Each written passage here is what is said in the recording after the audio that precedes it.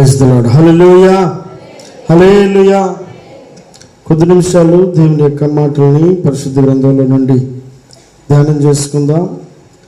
దేవుడు తన కృపలో గడిచినటువంటి దినాలన్నీ కూడా ఆయన తన రెక్కల చాటును భద్రపరిచి నేటి దినాన మనం అందరం కూడా ఇటు రీతిగా దేవుని సన్నిధానంలో సమకూడడానికి ఆయన ఇచ్చినటువంటి గొప్ప కృపను బట్టి దేవునికి మహిమ కలుగును గాక. హల్లెలూయా, హల్లెలూయా.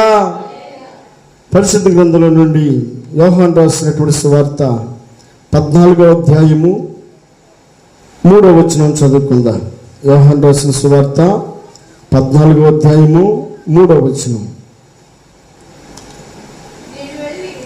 నేను వెళ్ళి మీకు స్థలము సిద్ధపరిచిన ఎడల నేనుండు స్థలములో మీరును ఉండులాగున మరలా వచ్చి నా యొద్ద ఉండుటకు మిమ్మును తీసుకొని పోవదును. చాలండి. దేవుడు తన వాక్యం ద్వారా ఈ మధ్యాహ్న కాల సమయంలో ఆయన తన వాక్కుల ద్వారా మాట్లాడుతున్న మాట ఏమిటంటే, మనకు స్థలం అనేది ఇది పర్మనెంట్ అయితే కాదు. బిడ్డలు చదువుకుంటున్నారు, ఎంతో కష్టపడి శ్రమపడి చదువుకుంటూ ఉన్నారు. వారు ఇక్కడే ఉండాలనే మన ఉద్దేశం. చదువుకుంటుంది దేనికోసం? ఎక్కడికన్నా వెళ్ళి ప్రయోజకులుగా ఒక మంచి ఉద్యోగం చేయాలన్న తపనతోటి ఇక్కడే పుట్టినప్పటి నుంచి ఉండొచ్చేమో, కానీ ఒకరోజు విడిచిపెట్టి వెళ్ళి గొప్ప ప్రయోజకుడిగా మంచి పేరు తీసుకొచ్చుకోవాలని, లేదా తన కాళ్ళ మీద తను నిలబడాలని మనం ఇప్పటి నుంచే అతను ఏం చేస్తాం, తర్ఫీదిచ్చి ఆ బిడ్డకు కావలసినటువంటి సదుపాయాలన్నింటినీ కూడా అనుగ్రహించి ఆ బిడ్డకు అవసరమైనటువంటి వాటన్నిటిని కూడా ఇచ్చి మనం కష్టమైన సరే ఆ బిడ్డను చదివించి మన యొక్క ఉద్దేశం ఏంటంటే మనము ఆ బిడ్డ ఇక్కడే ఉండాలన్న ఉద్దేశం అయితే కాదు. చాలామంది అమెరికాలో పెద్ద పెద్ద ఉద్యోగాలు చేస్తూ ఉన్నారు, బయట ప్రాంతాల్లో ఉద్యోగాలు చేస్తూ ఉన్నారు. ఎవరు కూడా వారుండే స్థలంలో ఉండి అక్కడే ఉండాలి అని అనుకుంటే అక్కడ వారికి కావాల్సినటువంటి అవకాశాలు రావు. కాబట్టి వారు అవకాశాలు ఉన్న చోట వీళ్ళు ఉద్యోగం చేసి వారు ప్రయోజకులుగా ఉండాలన్నటువంటి ఆలోచనతోటి తల్లిదండ్రులుగా మనం వారిని చదివించడానికి ఇష్టపడతా ఉంటాం. దేవుడు ఈ లోకమే శాశ్వతమయ్యని అనుకుంటే మనం ఇక్కడ భక్తి చేస్తూ, ఇక్కడ పాటలు పాడుతూ, ఇక్కడికి దేవునికి చెల్లించే మహిమ ఏదైతే ఉందో, ఆయన చెల్లించే ఘనత ఏదైతే ఉందో, ఆయనకు భయపడుతూ మనం బ్రతుకుతూ ఉన్నామనంటే ఇక్కడ వరకే పరిమితం అయ్యి ఉంటే మనం చేసినటువంటి భక్తి అంతా కూడా ప్రయోజనం కాదు. దేవుడు కోరుకుంటున్నటువంటి ఆలోచన ఏమిటంటే మనం ఇక్కడ వరకే పరిమితం అయ్యేటువంటి ఆలోచనతో మన భక్తి కొనసాగకూడదట. ఆయన అంటున్న మాట ఏమిటంటే, తండ్రి యొక్క ఉద్దేశం ఏంటంటే, తండ్రి యొక్క ఆలోచన ఏమిటంటే నీ పట్ల నా పట్ల ఒక ప్రణాళిక కలిగి ఉన్నాడు. మనం ఇక్కడే ఉండాలని ఆయన ఇష్టం కాదండి. ఆయనకంటే ఒక కోరిక ఉంది. ఆ కోరిక ఏంటంటే వాక్యం సెలవిస్తూ ఉంది కదా, నేను వెళ్ళి మీకు స్థలము సిద్ధపరిచిన ఎడల నేనుండు స్థలములో మీరును ఉండులాగున మరలా వచ్చి నా యొద్ద ఉండుటకు నేను మిమ్మును తీసుకొని పోవదును. దేవుడు ఎక్కడైతే నివాసమై ఉన్నాడో ఆ నివాస స్థలానికి నిన్ను కూడా తీసుకెళ్లాలని కోరుకుంటూ ఉన్నాడు. నిన్ను కూడా అక్కడికి తీసుకెళ్లాలని ఆయన ఇష్టపడతా ఉన్నాడు. నువ్వు కూడా ఆయన పక్కనే ఉండాలని కోరుకుంటా ఉన్నాడు. ఆయన ఉండే స్థలములో మనం కూడా ఉండాలని ఎంతో ఆశపడతా ఉన్నాడు. అంటే ఆయన ఆశపడుతున్నటువంటి స్థలము కొరకైనటువంటి ఆలోచన, ఆ గమనము మన యొక్క మనసులో ఉండాలని దేవుడు కోరుకుంటా ఉన్నాడు. అపోస్తలుడైన పౌలు అంటాడు, మనము ఇక్కడ వరకు మాత్రమే మన ఆలోచన అయ్యి ఉంటే మనకంటే దౌర్భాగ్యులకి ఎవరు కూడా లేరు అని అంటాడు. మనం ఈ లోకం మట్టుకు మాత్రమే పరిమితమైన వారు కాదు. మనము మరలా తిరిగి దేవుడు ఉండే స్థలమునకు వెళ్ళాల్సినటువంటి వారమన్న గ్రహింపు మనలో ఉండాలని దేవుడు కోరుకుంటా ఉన్నాడు. కాబట్టి ఈ స్థలము మనకు పర్మనెంట్ కాదు. కాబట్టి అక్కడుండే ఆ స్థలములో ఆయనతో పాటు ఆయనతో నివసించాలి అని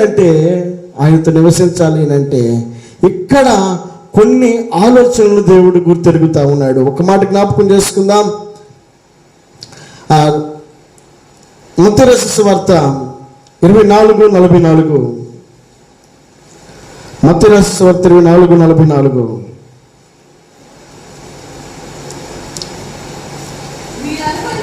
మీరు అనుకొనని గడియలలో మనుష్య కుమారుడు వచ్చును కనుకనే మీరును అదండి. సిద్ధమనంటే ఇక్కడ ఉండటానికి సిద్ధం కాదు, అక్కడికి వెళ్ళడానికి సిద్ధపడాలి. ఏదన్నా ఊరికి వెళ్ళేటప్పుడు సిద్ధపడతామా, లేకపోతే ఇంటి దగ్గర ఉన్నా కూడా సిద్ధపడతామా? ఏదైనా ఊరికి వెళ్తా ఉంటే ఏం చేస్తాం?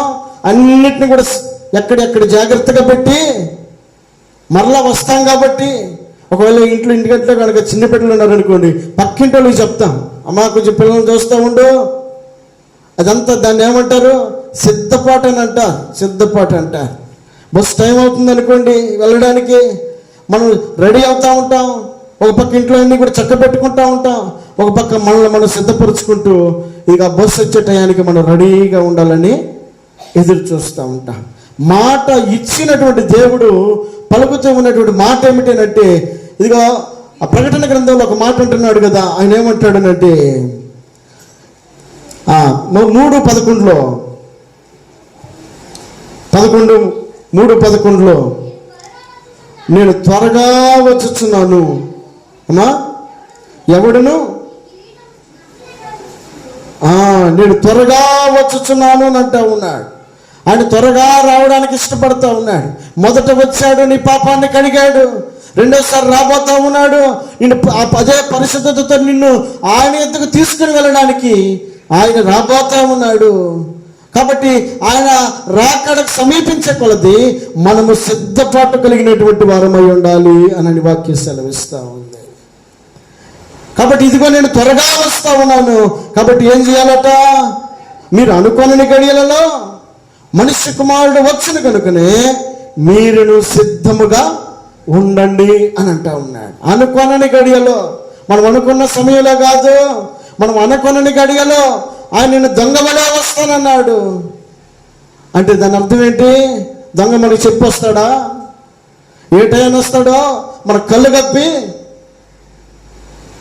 అప్పుడు మన దగ్గర విలువైన వాటన్నిటిని కూడా తీసుకుని వెళ్ళిపోతాడు.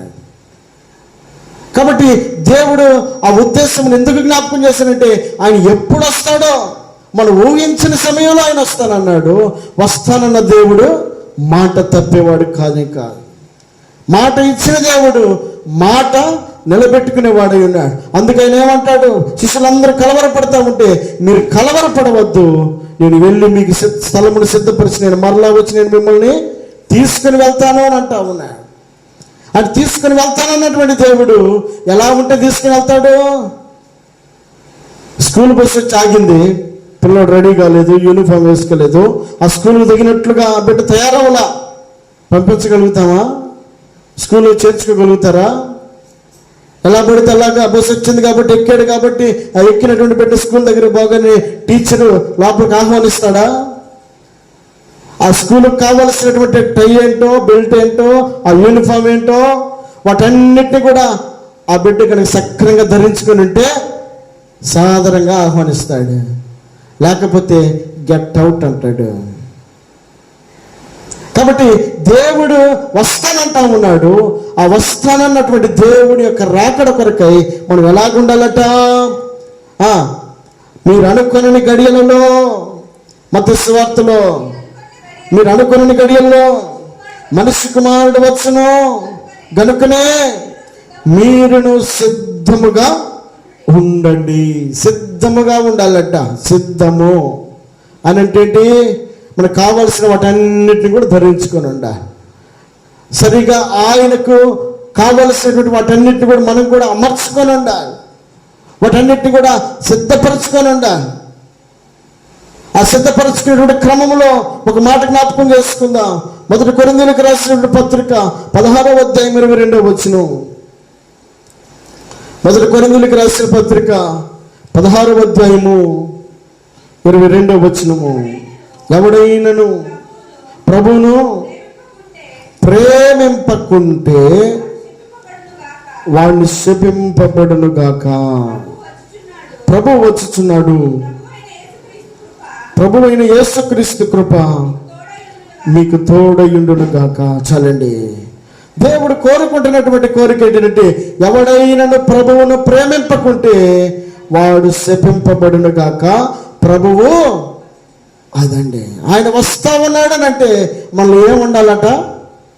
ప్రేమ ఉండాలి. ప్రేమ. ప్రభువు వస్తా ఉన్నాడు కాబట్టి ఏమంటాడు? ఎవడైనా ప్రభువును ప్రేమింపకుంటే అని అంటా ఉన్నాడు. అంటే ప్రేమ అనేది ఎవరి మీద ఉండాలి? దేవుని మీద ఉండాలి. దేవుని మీద. దేవుని యొక్క రాకడ సమీపించే కొలది ఆయన మనం ప్రేమించేటువంటి మనసుతో ఉండాలి. ఆయన కార్యాల పట్ల, ఆయన వాక్యం పట్ల మనము శ్రద్ధ కలిగి, భయం కలిగి, ఆయన వాక్యమునకు లోబడేటువంటి ఆ ప్రేమ దేవుడు తన రాకడలో మనలను చూస్తాడన్న విషయాన్ని గ్రహింపగలిగి ఉండాలి. మనకు దేని విషయమై సిద్ధపడి ఉండాలి అంటే, ప్రభు వస్తానన్నాడు కాబట్టి మనము సిద్ధపడి ఉండాలి. ఏ విషయంలో సిద్ధపడి ఉండాలి? మనము ప్రేమ అనే దాన్ని ధరించుకున్న వారమై ఉండాలి. ఆ ప్రేమ అనే దాన్ని గురించి దేవుడు కోరుకున్నటువంటి ఆలోచన ఏమిటి అని మనం ఆలోచన చేస్తే, ఇదిగో ప్రేమ కలిగినటువంటి వ్యక్తి ప్రభు వచ్చే రాకడ కొరకై ఎదుర్కోగలడు అని అంటా ఉన్నాడు. ఆ ప్రేమ అనేది మనలో ఆయన చూడాలని కోరుకుంటా ఉన్నాడు. కాబట్టి ఆ ప్రేమించేటువంటి వ్యక్తి యొక్క జీవితం ఎలాగుంటుంది అని అంటే, మత్తయి రాసిన సువార్త 25వ అధ్యాయము 34వ వచనం. అప్పుడు రాజు తన కుడి వైపున ఉన్న వారిని చూచి, నా తండ్రి చేత ఆశీర్వదించబడిన వారులారా, రండి, లోకం పుట్టినది మొదలుకొని మీ కొరకు సిద్ధపరచబడి ఉన్న రాజ్యమును స్వతంత్రించుకొనుడి. చాలండి. ఏమంటాడు ఇక్కడ? అప్పుడు రాజు తన కుడి వైపున ఉన్న వారిని చూచి, నా తండ్రి చేత ఆశీర్వదించబడిన వారులారా, రండి, పుట్టినది మొదలుకొని మీ కొరకు సిద్ధపరచబడిన రాజ్యమును స్వతంత్రించుకొనుడి అని అంటా ఉన్నాయి. తండ్రిని మనం ప్రేమిస్తే దేవుడు మనకు ఆయన తన పరలోక రాజ్యాన్ని మనకి ఇవ్వడానికి ఆయన ఇష్టపడతా ఉన్నాడు. రెండవది, దేవుణ్ణి ప్రేమించినటువంటి వ్యక్తి ఏమని రాయబడింది అక్కడే ఒక మాట 41వ వచనంలో, అప్పుడు ఆయన ఎడవైపున ఉండి వారిని చూచి, శపింపబడిన వారులారా, నన్ను విడిచి అపవాదికిని వాని దూతలకును సిద్ధపరచబడిన నిత్యాగ్నిలోకి పోవుడి అని అంటా ఉన్నాడు. దేవుడు తన రాకడలో మనల్ని చూసినప్పుడు ఆయన తన ప్రేమను మనం గనక ధరించుకున్న వారమై ఉండకపోతే, ఆ ప్రేమ లేనటువంటి వ్యక్తినేమో నిత్య నరకాగ్నికి అప్పగిస్తానని అంటా ఉన్నాడు. మరొక వ్యక్తినేమో ఆయన చిత్తానికి తగినట్లుగా నడిచినటువంటి మరొక వ్యక్తినేమో నిత్య రాజ్యమునకు, అంటే పరలోక రాజ్యమునకు ఆయన అవకాశం కల్పించడానికి ఇష్టపడతా ఉన్నాడు. కాబట్టి నా తండ్రి ఇంట అనేక నివాస స్థలములు కలవు, కాబట్టి నేను మీ కొరకు స్థలము సిద్ధపరచ వెళ్ళుచున్నాను అని దేవుడు చెప్పినటువంటి ఆ మాట ఏదైతే ఉందో, మన కొరకై సిద్ధపరిచిన ఆ స్థలములో మనం నివసించాలి అని అంటే మనలో ఉండాల్సినటువంటిది ప్రేమ అయ్యింది. ఆ ప్రేమ ఎలా మనం చూపించగలమనంటే, ఒక మాట జ్ఞాపకం చేసుకుందాం. మొదటి యోహాను రాసినటువంటి పత్రిక 5వ అధ్యాయము 3వ వచనం. ప్రకటన గ్రంథానికి ముందు మొదటి యోహాను రాసినటువంటి పత్రిక 5వ అధ్యాయము 3వ వచనం. మనం ఆయన ఆజ్ఞలను గైకొనుటయే దేవునిని ప్రేమించుట.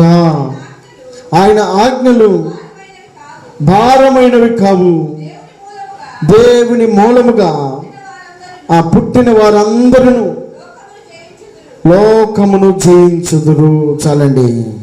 మనం ఆయన ఆజ్ఞలను గైకొనుటయే దేవుని ప్రేమించుట, ఆయన ఆజ్ఞలు భారమైనవి కావు. మనం ఆయనను ప్రేమించటము అనంటే ఆయన ఆజ్ఞలను గైకొనటం అంట. గైకొనటం ఆయన ఆజ్ఞలోనంటే దేవుని యొక్క వాక్యం, దేవుని యొక్క ధర్మశాస్త్రమును, దేవుని యొక్క ఆ మాటలను మనం గనక గైకొనగలిగితే ఆయనను ప్రేమించినట్టే.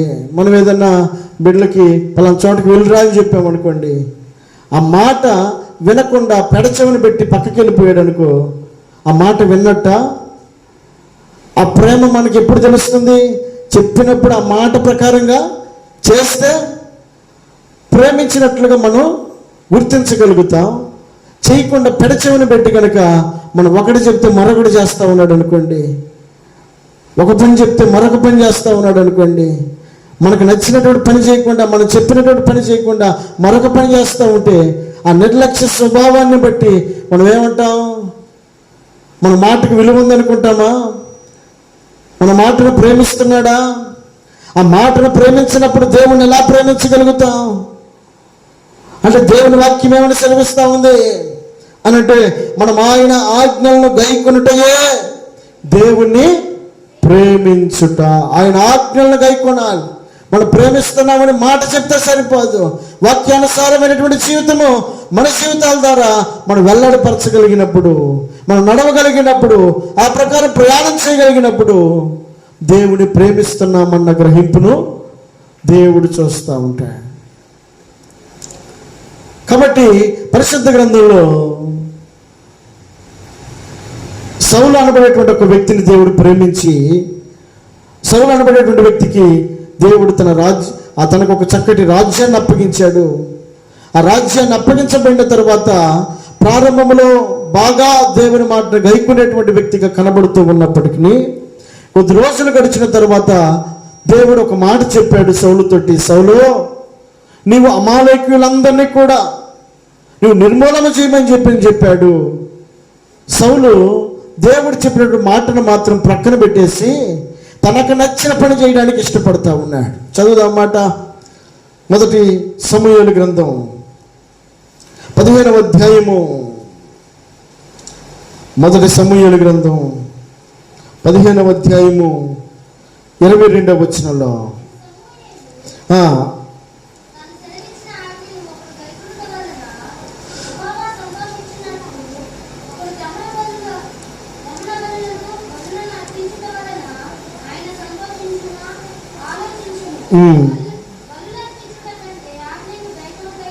ఓకే, అదండి. ఒకడు దహన బలులు అర్పించట కంటే యెహోవా మాట వినడం శ్రేష్టం కదా అని సౌలుతోటి దేవుడు మాట్లాడుతూ ఉన్నాడు. అంటే సమూయేలు అనబడేటువంటి ప్రవక్త ద్వారా దేవుడు తన హృదయంలో ఉన్నటువంటి మాటను వ్యక్తపరుస్తూ ఉన్నాడు. ఒకడు దేవుణ్ణి ప్రేమిస్తూ ఉన్నాను అని అన్నాడు అంటే ఆ మాటకు తగినట్లుగా ఆ మాటను గైకొనడమే ఆయన ప్రేమించడం. సౌలుకు దేవుడు సెలవిచ్చిన మాట ఏమిటంటే అమాలేకీయులందరినీ నిర్మూలన చేయమనంటే ఆ అమాలేకీయుల్లో ఉన్నటువంటి కొందరినేమో తీసుకొచ్చాడు, కొన్ని పశువులనేమో తీసుకొచ్చాడు, బలమైన వాటన్నిటిని తీసుకొచ్చాడు, దాచిపెట్టాడు. ఇప్పుడు సమూయేలు వచ్చి మాట్లాడుతున్నాడు, సమూయేలు, సౌలు, నువ్వు చేసిన పని ఏంటి? అరుపుల కేకలేంటి? అవా నీ దేవుడైనటువంటి యెహోవాకి బలిగా అర్పించడానికి నేను తీసుకొచ్చానని చెప్తా ఉన్నాయి. ఆయనకు నచ్చిన పని చేయకుండా, ఆయనకి ఇష్టమైన పని చేయకుండా అతనికి నచ్చిన పని చేసి దేవుడు ఇష్టపడతాడు అనుకోవటం ఎంతవరకు కరెక్ట్? అది దేవుడేమో కోరుకుందేమో అమాలేకీయులు నిర్మూలన చేయమన్నాడు, వారి దగ్గర ఉన్న సర్వము నిర్మూలన చేయమన్నాడు. అదే అమాలేకీయుల దగ్గర నుండి బలమైన వాటన్నిటిని తీసుకొచ్చి, ఇది ఏ ఆలోచన? ఇది సొంత ఆలోచన. దేవుని ఆలోచన ప్రక్కన పెట్టేశాడు, దేవుని నిర్ణయాన్ని ప్రక్కన పెట్టేశాడు. మొత్తాన్ని నిర్మూలన చేయమంటే, బొత్తిగా లేకుండా చేయమంటే కొన్నిటిని తీసుకొచ్చి దాచిపెట్టి, ఇదిగో నీ దేవుడైన యెహోవాకి ఇవి బలిగా అర్పిద్దామని కదా నేను తీసుకొచ్చింది, నేను చేసిన తప్పేంటి అని పైపెచ్చు సమూయేలుతో వాగ్వాదానికి దిగాడు. ఇప్పుడు సమూయేలు అంటున్న మాట ఏంటి? తాను సెలవిచ్చినటువంటి ఆజ్ఞను ఒకడు గైకొనటం వలన అదండి, యెహోవా ఎప్పుడు సంతోషిస్తాడు? తాను సెలవిచ్చినటువంటి ఆజ్ఞను ఒకడు గైకుంటే దేవుడు సంతోషిస్తాడు. మనకు నచ్చింది చేస్తే కాదు, దేవునికి నచ్చింది మనం చేస్తే ఆయన ఇష్టపడతాడు. మనకు నచ్చింది చేస్తే ఆయన ఇష్టపడతాడు అనుకోవటం అది మన అవివేకం అవుతుంది. మన ఆలోచన అనేకములు ఉండొచ్చు, మన నిర్ణయాలు అనేకములు ఉండొచ్చు, మనకున్న జ్ఞానము గొప్పదై ఉండొచ్చు, కానీ దేవుని నిర్ణయాన్ని మనం ప్రక్కన పెట్టేసి, దేవుని చిత్తాన్ని ప్రక్కన పెట్టేసి, దేవుని వాక్యాన్ని ప్రక్కన పెట్టేసి మనకు నచ్చినటువంటి ఆలోచన మనం ముందుకు తీసుకెళ్ళాలనుకోవడం అది ఏమాత్రం కూడా అది దేవుణ్ణి ప్రేమించడానికి గుర్తుగా ఉండనే ఉండదండి.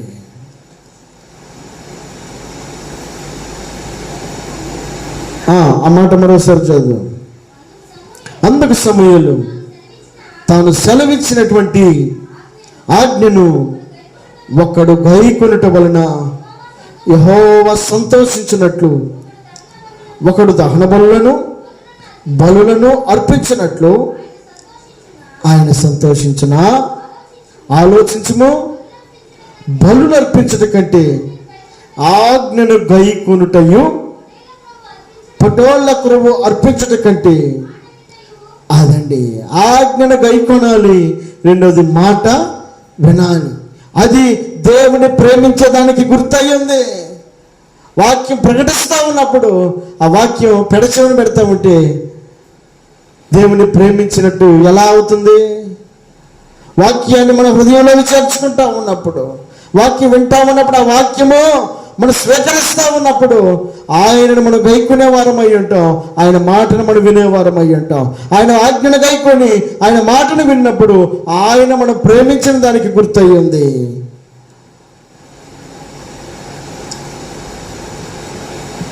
నా ఆజ్ఞను గైకొనుటయే ప్రేమించిన దానికి గుర్తు అని దేవుని వాక్యం సెలవిస్తూ ఉంది. మాట వినుట మనకు శ్రేష్టమైంది.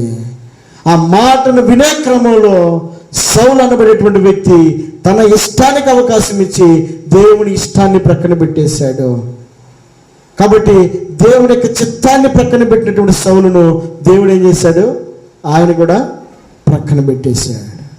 మాటకి విలువైనటువంటి ఆ వ్యక్తి ఏం చేస్తాడట? పుట్టేల క్రొవ్వు తీసుకొచ్చి అర్పిస్తాడట. పుట్టేల క్రొవ్వును ఆయన కోరుకోవడం లేదు, కానీ మాట వినడము దేవుడు కోరుకుంటా ఉన్నాడు. ఆ మాట దేవుని యొక్క ఆజ్ఞను అనుసరించడమే.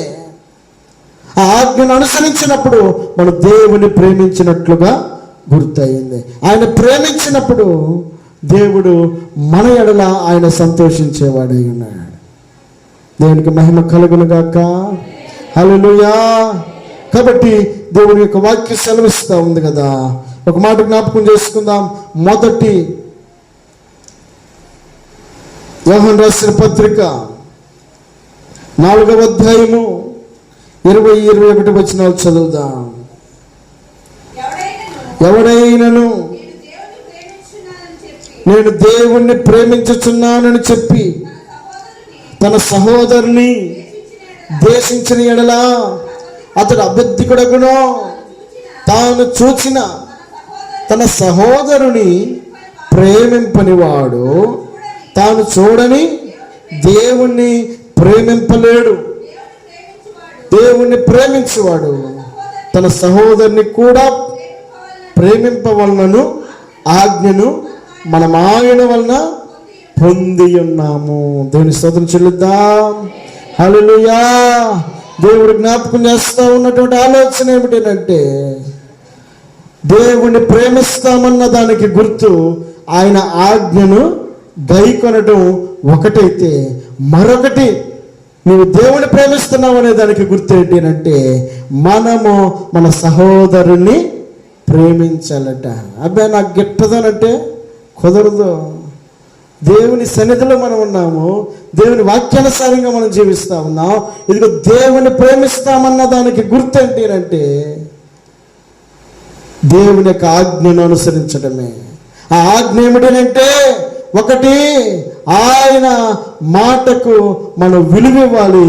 ఆ మాట ఏమిటంటే, నీవు నీ సహోదరుని ప్రేమించాలి. స్పష్టంగా దేవుని వాక్యం జ్ఞాపకం చేస్తూ ఉంది. ఇప్పుడు డాక్టర్ దగ్గరికి వెళ్ళి, అయ్యా నాకు జ్వరం తగులుతూ ఉందని అంటే దానికి కావాల్సిన టాబ్లెట్ ఇస్తాడా? ఇప్పుడా నాకు వాంతి వచ్చింది అయ్యా నేను మింగనంటే రోగం ఎలాగుంటుంది? అలాగే ఉంటుంది. జ్వరానికి జ్వరం టాబ్లెట్ ఇస్తేనే తగ్గుతుంది. ఆ టాబ్లెట్ వద్దనుకుంటే ఆ రోగం ఎట్లాగా ఉంటుంది? అలాగే ఉంటుంది. కాబట్టి దేవుని వాక్యము ప్రకటించాల్సినటువంటి బాధ్యత సేవకునిది. అది స్వీకరించి దాన్ని పొందుకొని ఆ సంతోషాన్ని అనుభవించాల్సినటువంటి ఆ కృప అది మన మీద నిలిచి ఉందన్న విషయాన్ని గ్రహించాలి. అందుకే నాకు చెప్పలేదు, నాకు తెలియదు కదా అని చెప్పనని అంటానికి వీలు లేకుండా దేవుడు శాఖల ద్వారా మాట్లాడుతూ ఉంటాడు. కాబట్టి దేవుని వాక్యం సెలవిస్తూ ఉంది కదా, ఏమంటాడు? ఆయన ప్రేమించిన దానికి గుర్తుగా 20వ వచనంలో, ఎవడైనాను నేను దేవుని ప్రేమించుచున్నానని చెప్పి తన సహోదరుని ద్వేషించిన ఎడల, అదండి నేను దేవుని ప్రేమిస్తున్నానని చెప్పి సహోదరుని ద్వేషిస్తే అది ఎవరితో మనం అబద్ధం ఆడుతున్నాం? దేవుడే అంగీకరించడం వల్ల, దేవుడే ఇష్టపడడం లేదు, దేవుడే అట్లాంటి ప్రేమ నాకు అవసరం లేదని అంటున్నాడు. మరి ఎలాంటి ప్రేమ కావాలంటే ఆయనకి? తాను చూచిన తన సహోదరుని ప్రేమించని వాడు తాను చూడని దేవుణ్ణి, అదండి కనబడుతున్నటువంటి సహోదరుని ప్రేమించలేని మనసు, కనబడని దేవుణ్ణి నేను ప్రేమిస్తున్నానయ్యా అని చెప్పనని ఎంతసేపు చెప్పినా అది ఎంతవరకు అనని దేవుడే మాట్లాడుతున్నాడు కదా. దేవుణ్ణి ప్రేమించేవారు తన సహోదరుని కూడా ప్రేమింపవలనని ఆజ్ఞను, అదండి ఆయన ఆజ్ఞను మనం పొంది ఉన్నాం. ఎక్కడ పొందామో? నిన్ను వలె నీ పొరుగు వారిని ప్రేమించన్న ఆజ్ఞను దేవుడు మనకిచ్చాడు. ఇదిగో నీ దేవుడిని యెహోవాని ప్రేమించాలని అన్నాడు. ఇదిగో నిన్ను వలె నీ సహోదరుని ప్రేమించాలన్నాడు. ఈ 2 ఆజ్ఞల కొత్త నిబంధనలు దేవుడు మనకు అనుగ్రహించాడు. కాబట్టి ఇవన్నీ తెలిసినటువంటి మనం పరలోకానికి సిద్ధపడటానికి మనం వెళ్తూ ఉన్నప్పుడు మనలో ఉన్నటువంటి సిద్ధపాటు ఏంటంటే, ఒకటి మనలో ప్రేమ ఉండాలి. ఆ ప్రేమ ఏంటంటే దేవుని ఆజ్ఞను గైకునేది అయి ఉండాలి. రెండవది ఆ ప్రేమ ఏంటి అని అంటే మనం సమాధాన్ని ప్రేమించేది అయి ఉండాలి. ఈ 2 ఆజ్ఞలను దేవుడు జ్ఞాపకం చేస్తున్నాడు. ఇదిగో దేవుణ్ణి ప్రేమించిన దానికి గుర్తు మనలో ఉన్నటువంటి ఆ ప్రేమే. ఆయన కోరుకున్నటువంటి ఆలోచన ప్రకారంగా దేవుడు జ్ఞాపకం చేస్తూ ఉన్నాడు. ఒక వ్యక్తి ఉన్నాడు, ప్రారంభంలో అన్నదమ్ములుగా ఉన్నటువంటి కయ్యను హేబెలు అనబడేటువంటి వారు. ఇద్దరు ఎవరు? ఒకే కడుపు తెంచుకొని పుట్టినటువంటి బిడ్డలే, కాదనడం లేదు. కానీ ఒక వ్యక్తి ఏమో సహోదరుని ప్రేమించగలుగుతూ ఉన్నాడు, మరొక వ్యక్తి ఏమో సహోదరుని ద్వేషిస్తూ ఉన్నాడు. అలాగని చెప్పని దేవుని దగ్గరికి వచ్చేసరికి నేనేమన్నా తక్కువ అనని ఇతడేమో కొవ్విన పొట్టేళ్ళని తీసుకొస్తే ఇతడేమో తన ధాన్యాన్ని తీసుకొచ్చి అర్పించాడే. పోటాపోటీగా ఉన్నాడు భక్తి విషయంలో. అతడిస్తుంటే నేనెందుకు ఇవ్వకూడదు అని అంటా ఉన్నాడు. మంచిదే కదా. మరి హృదయం నిండా ఏముందట? ద్వేషం ఉందట. ద్వేషం. ఆ ద్వేషాన్ని పెట్టుకుని చేసినటువంటి కార్యాన్ని దేవుడు అంగీకరించక, ఆ అంగీకరించిన కారణాన్ని బట్టి ఇంకా ద్వేషపూరితుడై ఏం చేశాడు? తన సహోదరుని చంపడానికి కూడా ఇష్టపడ్డాడట. అతను అనుకోని ఉండొచ్చు, ఇక లేడని అనుకుని ఉండొచ్చు, కానీ అక్కడి నుంచి అతని పతనం మొదలైంది. దేశదిమ్మరిగా మారిపోయాడు. ఇప్పుడు ఆశీర్వాదమును పోగొట్టుకునేటువంటి వ్యక్తిగా ఇప్పుడు తిరుగులాడుతూ ఉన్నాడు. తన సహోదరుని ద్వేషించేవాడు తాను చూడని దేవుణ్ణి ఎలా ప్రేమించగలడు? అదండి దేవుడు ఈ మధ్యాహ్న కాల సమయంలో జ్ఞాపకం చేస్తున్నాడు. 133వ కీర్తన 1వ వచనంలో,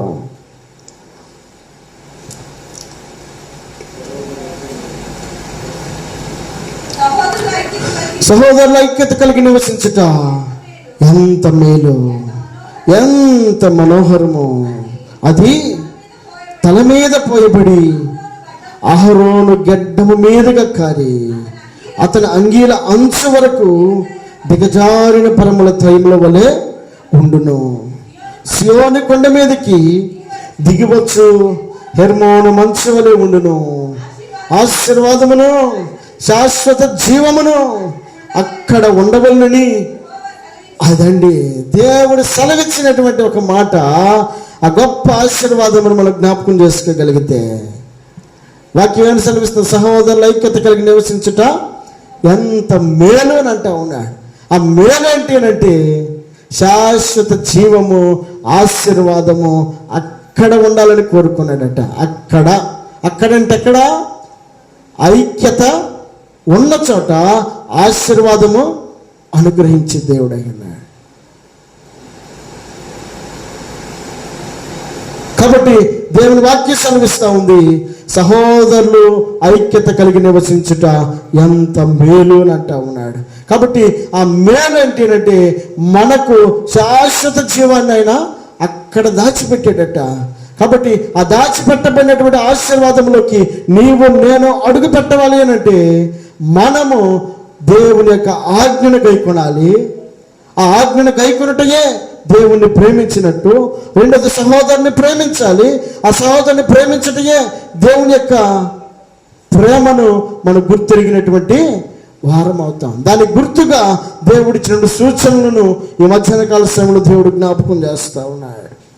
కాబట్టి నీవు నేను గమనించాల్సిన గొప్ప ఆలోచన ఏమిటంటే దేవుడు మనకిస్తున్నాడు కదా, దేవుని యొక్క వాక్యమును మనం జాగ్రత్తగా ఆలోచన చేయగలిగితే దేవుడు మనతో మాట్లాడుతున్నాడు. ఈ మధ్యాహ్న కాల సమయంలో దేవుని యొక్క ఆశీర్వాదము, శాశ్వత జీవము, పరలోకములో ఉన్నటువంటి ఆ ఆశీర్వాదమును మనం పొందుకోవడానికి దేవుడు మనతో మాట్లాడుతున్నాడు. నేనుండే స్థలంలో మీరును ఉండులాగునా అని అంటున్నాడు. ఆయన ఉండే స్థలంలో మనం ఉండాలి అంటే ఆయన ఆజ్ఞను మనం గైకునే వారం అయి ఉండాలి. ఎందుకు ఆయన ఆజ్ఞను గైకొనాలంటే ఆయన ప్రేమించిన దానికి గుర్తు. రెండవది మనం సహోదరుని ప్రేమించే వారం అయి ఉండాలి. ఎందుకనంటే ఆయన ప్రేమించిన దానికి గుర్తయింది. కాబట్టి ఈ రెండు లక్షణాలను మనము అలవర్చుకోగలిగితే దేవుని యొక్క రాకడ సమీపించిన కొలది మన యొక్క సిద్ధపాటుకు గుర్తుగా ఆ రెండు గుణాలు దేవుని యొక్క సన్నిధానంలోకి చేర్చడానికి అర్హత కలిగిస్తాయి. ఈ మాటలు దేవుడు దీవించి ఆశీర్వదించును గాక. సమయమును దైవజనులకు అప్పగిస్తాం.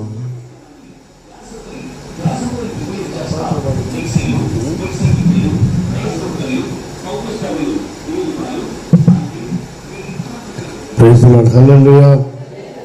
చూడండి, ఇంత స్థలం మీ దగ్గర పెట్టుకొని వెనక్కి కూర్చుంటే వెనకాల ఎక్కడ కూర్చో ఎక్కడ చూడండి, ఒకసారి వెనక్కి చూడండి. ఎందుకు అంత స్థలం ముందు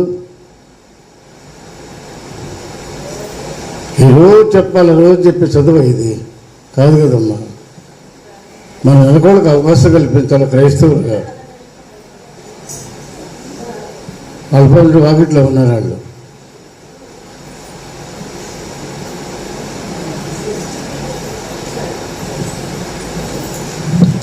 హల్లెలూయా, హల్లెలూయా, హల్లెలూయా. ఈరోజు అనుకున్నాం మన మధ్యాహ్నం మరి అరుణ నాగేశ్వరరావు కుమారుడు కిరణ్ యొక్క కుమారుడు పుట్టాడు. మరి కృతజ్ఞత కూటం అనుకున్నాం. కానీ మేము వెళ్ళవలసినటువంటి ప్రోగ్రాము అది కొంచెం పోస్ట్ పోన్ అయింది కాబట్టి మేము ఈరోజు వెళ్ళలేకపోతున్నాం కనుక మళ్ళీ ఆ కూడిక రాత్రికి మార్చబడింది. ఈ రాత్రి కుర్మ నాగేశ్వరరావు అరుణ పీచ కుమారుడు మరి కిరణ్ బాబు వారికి ఇచ్చిన బాబుని బట్టి ఈరోజు గ్లోరీ వాళ్ళిద్దరికి ఇచ్చిన కృపను బట్టి ఈ రాత్రి ఆ కృతజ్ఞత కూట ఉంటుంది దేవుని మందిరంలో. 7:30 గంటలకి ప్రారంభించబడుతుంది కనుక విషయాన్ని గమనించి అందరూ కూడా సిద్ధపడి రావాలని తెలియజేస్తున్నాను. మరొక మాట, రేపు వచ్చే శనివారము సిద్ధపాటు కూడిక, ఆదివారం బల్లారాధన. రేపు శనివారము సిద్ధపాటు కూడిక, ఆదివారం బల్లారాధన ఉంటుంది కనుక అందుకొరకైన సిద్ధపాటు కూడా మనం కలిగి ఉండాలని దేవుని వాక్యం సెలవిస్తూ ఉంది. గమనించండి, మనం క్రిస్మస్ దినాల్లో ఉన్నాం. క్రిస్మస్ దగ్గరకు వచ్చేసింది. మరి పండుగ జరుపుకుంటున్నాం, కొత్త బట్టలు కొనుక్కుంటూ ఉన్నాం, మరి అన్ని రకాల పిండి వంటలు చేసుకుంటూ ఉన్నాం. అవన్నీ మంచివే, ఆ డైట్లు కూడా ఏది తప్పు అని నేను అనడం లేదు. అవన్నీ చేసుకోవాల్సిందే, జరగవలసిందే. అయితే అసలు ఉద్దేశం మనకు అర్థం కావాలి. ఏంటి క్రిస్మస్ యొక్క ఉద్దేశం ఏంటి? యేసుక్రీస్తు వారి లోకంలో జన్మించాడు అని కదా. అసలు ఎందుకు జన్మించాడు ఆయన జన్మకున్న కారణం ఏంటి అంటే, దేవుడు ఆయన లోకాన్ని ప్రేమించే దేవుడు. ఆయన ప్రేమిస్తున్నాడు కనుక ప్రతి మానవాళి కూడా పాపములోనూ శాపలు కొట్టబడకుండా ఈరోజు దైవసేవల వాక్యం చెప్పిన విధంగా ఆయనతో కూడా మనం ఉండాలని ఆలోచన కలిగిన దేవుడు ఈ భూలోకానికి మానవుడు ఇప్పుగా నీలాగా నాలాగా వచ్చాడు. ఆయన అందుకు జరుపుకుంటున్నాం. దాంట్లో ఏమి దాగి ఉంది? దానిలో ప్రేమ దాగి ఉంది. పాపులమైన మన కొరకు ప్రభు వచ్చాడు కనుక, అది ప్రేమించి వచ్చాడు కనుక మనమును కూడా ప్రేమను వ్యక్తపరిచే వారంగా ఉండాలి. సంవత్సరాలు జరుగుతూ ఉన్నాయి, కాలం గడిచిపోతూ ఉంది. మరి 56 వారాలు సంవత్సరానికి. ఈ 56 వారాల్లో మరి శని ఆదివారాలు కూడా వాక్యం ప్రకటించబడతా ఉంది, వింటూ ఉన్నాం, చేస్తున్నాం. కానీ కొంత మార్పు మనం తెచ్చుకోవాలి కదా. ఏమైనా మన మార్పు అంతకు ముందు చెప్పాడు ఆయన ఒక మాట. పిల్లల్ని మనం చదివిస్తున్నాం, ఒక ఎగ్జాంపుల్ చెప్పాడు. వారు ఏమైపోవాలనుకున్నాడైనా విదేశాలకు వెళ్ళి ఉద్యోగాలు చేసి సంపాదించి కుటుంబానికి పోషణగా వారు ఉండాలని తల్లి తండ్రి ఆశించి చదివిస్తారు. అవును కదా. అంటే వాడు చదవలా, స్కూల్కి పంపించాడు, చదవలేదు. ఎక్కడుంటాడు? ఇక్కడే ఉంటాడా, వెళ్తాడా? చెప్పండి. ఇక్కడే ఉంటాడు. మరి ఇన్ని వారాలుగా, ఇన్ని నెలలుగా, ఇన్ని సంవత్సరాలుగా మన వాక్యం బోధిస్తున్నప్పుడు ఏమైనా ఆ ప్రేమ కలిగినటువంటి వాక్యాన్ని మనం అర్థం చేసుకొని ఆ ప్రేమను మనం చూపించగలుగుతున్నామా? ఆలోచించండి ఒకసారి. ఏదైనా వాక్యం మన హృదయంలో ఉందా? ప్రేమ ఇతరులకు పంచగలుగుతున్నామా? ఇతరులను ప్రేమించగలుగుతున్నామా? ఎవరికి వాళ్ళంగా మనమే జ్ఞానవంతులం, మనమే వివేకం కలిగిన వాళ్ళము, అంతా మనకు తెలుసు, ఎవరికి మనం లోపడాల్సిన పని లేదు. ఈ ధోరణిలో మనం వెళ్ళినంత కాలం నిత్యరాజ్యానికి చేరడానికి ఏమైనా మనకు అవకాశాలు ఉంటాయా?